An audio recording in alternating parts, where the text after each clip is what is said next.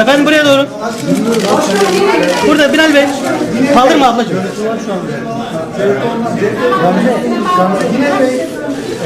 Arkada görüntü var mı? Baksana. Pardon arkadaşlar. Hanımefendi siz orada kalın. Abi öne çıkma Ablacığım abi. çıkın. Abi öne çıkma abi. Ablacığım eğilir misiniz? Eğilir misiniz? Abi öne çıkma. Öyle çıkmayın. Şu bir yaklaşma. İleri gidersen ben de gelmek zorunda kalacağım.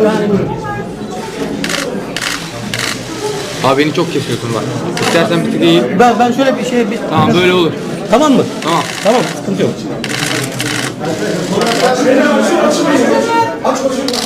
Hayır girme oraya, girme o kadar.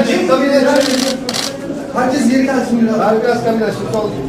Abi bir tık geri gelebiliyorsun. Ben mi? Sen değil abi. Tamam sıkıntı yok şimdi. Yok. Abi biraz daha böyle. Buradan basarsan daha iyi. Şöyle iyi mi? Aynen abi. Evet.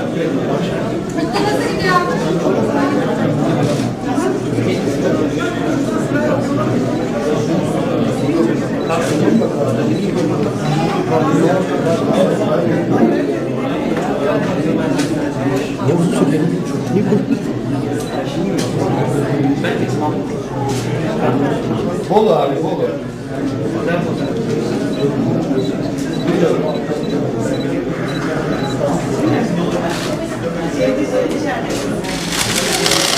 Ya hanımefendi.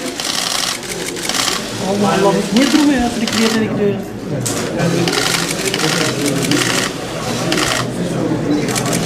Efendim bu taraf. Hayır.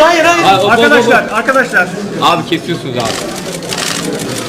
Efendim buraya doğru lütfen. Arkadaşlar. Buraya doğru arkadaşlar. Efendim.